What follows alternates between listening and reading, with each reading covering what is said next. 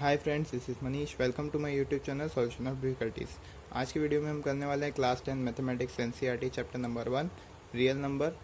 Real number में exercise 1.4 start करने से पहले रैशनल नंबर पढ़ना पड़ेगा। रैशनल नंबर जो हमने इससे पहले पढ़े हैं पी बाई क्यू का फॉर्म होता है, जिसमें क्यू जो होता है वो नॉट इक्वल टू ज़ीरो होता है, वही है। बस ये डेसिमल एक्सप्रेशन में हम इसे रैशनल नंबर में कन्वर्ट कर सकते हैं। तो ये दिखाई दे रहा है टर्मिनेटिंग है, इसमें नॉन टर्मिनेटिंग और रिपीटिंग भी होते हैं, और नॉन टर्मिनेटिंग नॉन रिपीटिंग जो होते हैं वो इर्रेशनल नंबर होते हैं। तो ये वाली जो डेसिमल एक्सप्रेशन है इसे हम कन्वर्ट कर लेते हैं। जो 0.375 है इसे कैसे कन्वर्ट कर सकते हैं, अपॉन में लगा सकते हैं 1000, ये हो जाएगा कन्वर्जन फॉर्म। अब इसे और भी कुछ सॉल्व कर सकते हैं, जैसे 375 10 का क्यूब है, ये 1000 जो है 10 का क्यूब है, तो इसे ऐसे भी सॉल्व कर सकते हैं। उसके बाद में 104 को भी हम ऐसे ही लिख सकते हैं, 104 अपॉन 1000 को फिर से हम कन्वर्ट कर सकते हैं 1000 10⁻3। तो ऐसे हम इसका कन्वर्जन करके इसका पी बाई क्यू का फॉर्म लिख सकते हैं। अब एक्सरसाइज 1.4 स्टार्ट करने से पहले थ्योरम 1.5 पढ़ना ज़रूरी है। थ्योरम 1.5 जो कि बोलता है let x be a rational number whose decimal expansion terminates, then x can be expressed in the form of p by q, where p and q are co-prime, and the prime factorization of q is of the form 2 to the power n into 5 to the power m, where n and m are non-negative integers। मतलब हमें ऐसे ही कुछ दे दिया जाएगा, वो decimal expansion में होगा। सबसे पहले हम उसे रैशनल नंबर में कन्वर्ट करेंगे। रैशनल नंबर में कन्वर्ट करने के बाद उसका जो डिनोमिनेटर है जो कि q है, जैसे यहाँ पर डिनोमिनेटर 10 है, अगर हम इसके फैक्टर निकालेंगे 10 टू द पावर क्यूब के फैक्टर निकालेंगे, उस फैक्टर में ऐसा आता है 2 टू द पावर n और 5 टू द पावर m। अब ये n और m क्या होंगे, इनके पावर होंगे। पावर कुछ भी हो सकते हैं, बस वो पॉजिटिव इंटीजर में होने चाहिए, और ये जो फैक्टर्स आएंगे ये भी पॉजिटिव इंटीजर में होने चाहिए।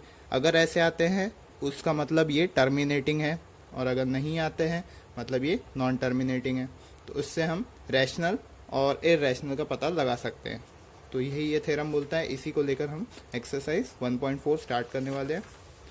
एक्सरसाइज 1.4 का क्वेश्चन नंबर 1, इसमें टोटल 10 क्वेश्चन है, मैंने एनी 5 निकाले हैं, बाकी के 5 आप होमवर्क में ले लेना। Question number 1, without actually performing long division method, state whether the following rational number will have a terminating decimal expansion or non terminating decimal expansion। जैसे कि मैंने बताया था पीछे वाले वीडियो में, हम इसे सॉल्व करेंगे। इनका जो क्यू मतलब जो डिनोमिनेटर होगा उसको चेक करेंगे कि ये टर्मिनेटिंग है या नॉन टर्मिनेटिंग है। तो क्वेश्चन नंबर 1 देखते हैं। 13 3 1 2 5। अब 3 1 2 5 जो है इसे हम ऐसे लिख सकते हैं, 13 upon 5 into 5 into 5 into 5 into 5, मतलब 31 अपॉन 5 टू द पावर 5। अब ये 5 टू द पावर 5 है, यहाँ पर कुछ मिसिंग है, 2 टू द पावर n नहीं है, ये नहीं है, सिर्फ 5 टू द पावर 5 है। तो ये जो हो जाएगा हमारा नॉन टर्मिनेटिंग। समझ में आया? अगर यहाँ पर 2 टू द पावर n मतलब 2 का भी कुछ पावर इसके साथ में होता तो ये टर्मिनेटिंग हो जाता। तो यहाँ पे पहला क्वेश्चन ख़त्म होता है। बहुत ही छोटे छोटे सॉल्यूशन है, तो बाकी के 5 आप कर लेना। 15 अपॉन 16, तो हम इसका फैक्टर निकाल लेंगे। फैक्टर जैसे कि बहुत ईजी है, 15 हम ऐसे फैक्टर जैसे हम निकालते थे वैसे भी कर सकते हो, ऐसे भी कर सकते हो। 2 का टेबल यहाँ पर जाएगा, फिर से 2 का टेबल जाएगा, फिर से 2 का टेबल जाएगा, फिर 2 का टेबल जाएगा, फिर 2 का टेबल जाएगा, फिर से 2 का टेबल, फिर जाएगा 5 5। तो यहाँ पे कितने 2 आ रहे हैं गिन सकते हैं, 1 2 3 4 5 6, और 5 आ रहे हैं 2। तो हम इसे ऐसे लिख सकते हैं 2 to the power 6 into 5 to the power 2, क्योंकि 2 5 है मतलब 5 का स्क्वायर कर दिया हमने, और 6 जो 2 थे उसको पावर दे दिया 2 टू द पावर 6। तो ये जो है देखो मैच हो रहा है 2 to the power n into 5 to the power m से। तो ये वाला जो आंसर होगा हमारा ये होगा टर्मिनेटिंग। समझ में आया? बहुत ही इजी सॉल्यूशन है इसके। क्वेश्चन नंबर 3 देखते हैं। 29/243 343। तो 343 जो है वो होता है 7 का क्यूब जो होता है वो 343 होता है। इसके और फैक्टर्स तो नहीं निकलेंगे, 343 के 7 का क्यूब ही निकलेगा, मीन 7 इंटू 7 इंटू 7। तो ये जो है इससे मैच नहीं हो रहा है, तो ये होगा नॉन टर्मिनेटिंग। ओके,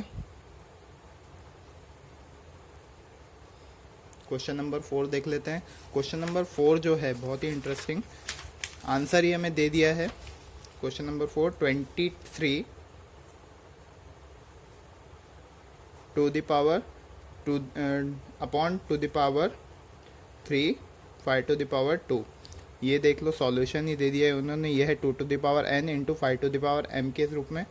तो ये जो होगा टर्मिनेटिंग हो जाएगा। चलो क्वेश्चन नंबर 5, 35 अपॉन 50 का हम फैक्टर निकालेंगे तो ये होता है, यहाँ पर निकलेगा 2 का स्क्वायर, 2 सिंगल आएगा, 5 का स्क्वायर आएगा। 5 का स्क्वायर हो जाता है 25, मल्टीप्लाई बाय 2 करेंगे तो हो जाता है 50। तो ये है 2 टू द पावर n और 5 टू द पावर m के रूप में। तो ये हो जाएगा टर्मिनेटिंग। तो यहाँ हमारा क्वेश्चन नंबर 1 ख़त्म होता है। नेक्स्ट वीडियो में हम करेंगे question number 2 and question number 3 solve. Thank you.